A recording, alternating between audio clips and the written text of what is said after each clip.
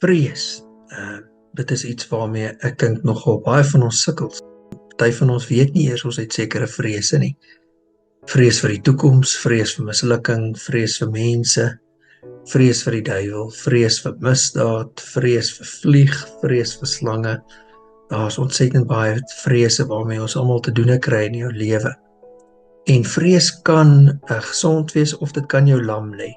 Gesonde vrees is eintlik maar die vrees wat jou beskerm. Dit beskerm jou om af te val van 'n hoë gebou af, om deur 'n slang gepik te word, om jou hand te brand op 'n warm plaat. Daai is gesonde vrese en die Here het dit ingebou. Maar dan is daar vrees wat jou lam lê. Nou die duiwel gebruik ook vrees en daar is selfs dink ons 'n gees van vrees, 'n demoniese gees.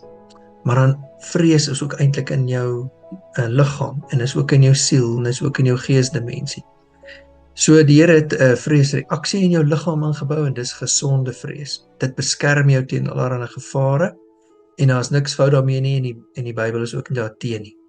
Maar dan kry jy ongesonde vrese wat selfs fobies kan raak en onredelik of irrasioneel kan raak. So as jy gaan kyk na gesonde vrese, as ons weet jy wat jy moet partykeer vir party goed bang wees. Jy moet nie in die verkeer gaan speel tussen Johannesburg en Pretoria en daar rondhardloop met 'n blinddoek op jou kop nie, jy gaan tweede kom.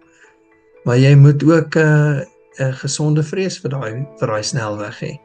So en daai is eintlik 'n vrees wat jou beskerm. Maar 'n ongesonde vrees, soos 'n vrees vir mislukking of 'n vrees vir mense, vir sosiale situasies waar jy oorweldig kan word, of 'n vrees om iets te doen wat jou gaan uitdaag, soos om byvoorbeeld te sing voor mense of om 'n sekere kursus te doen by die universiteit, of om 'n vrees te hê om voor mense te praat, of 'n vrees te hê vir die toekoms of vir sekere misdade. Party van daai vrese kan ook irrasioneel wees. En ek gaan saam met julle in 'n reeks kyk vir hoe hanteer ons hierdie vrese en hoe spreek jy hulle aan. So ons gaan 'n bietjie meer leer van wat vrees is. Jou liggaam het 'n ingeboude vreesstelsel wat jou veg, vlug of vriesstelsel is. Fight, flight, freeze sou jy al gehoor het. En daai is 'n gebalanseerde, normale, outomatiese reaksie wat jy het tot iets wat 'n gevaar is.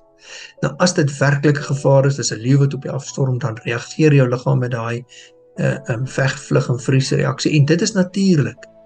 En dit help jou om jouself te beskerm. Dis ingebou in jou. Die ontwerper het dit in jou ontwerp. En dan moet jy reageer, en dan reageer jy gewoonlik voordat jy nog weet dat jy gevries, of het jy gehardloop, of het jy geveg, en dit beskerm jou. Maar in ons lewe vind ons dat daar is vrese wat ons heeltemal lam lê, soos 'n vrees vir die toekoms. In my eie lewe vind ek dat ek kan nogal vrees hê vir die onbekende, die toekoms af buite. Het ek genoeg geld vir die toekoms? Gaan ek okay wees daar? Gaan my kinders dit maak in die toekoms? Gaan hulle okay wees? Sulke vrese wat ons as ouers mee sit. Bekommernisse. Nou vrees en bekommernis en angs en stres is familie.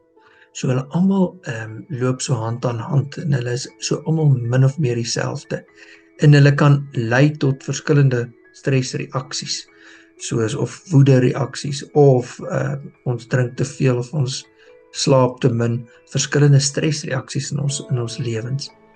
Maar ons wil leer hoe om vrees aan te spreek. En dit gaan ons in 'n volgende gesprek na kyk. So vir een, vrees is 'n normale reaksie, maar dit kan ook irrasioneel en abnormaal wees. En dis waar dit dan probleme veroorsaak.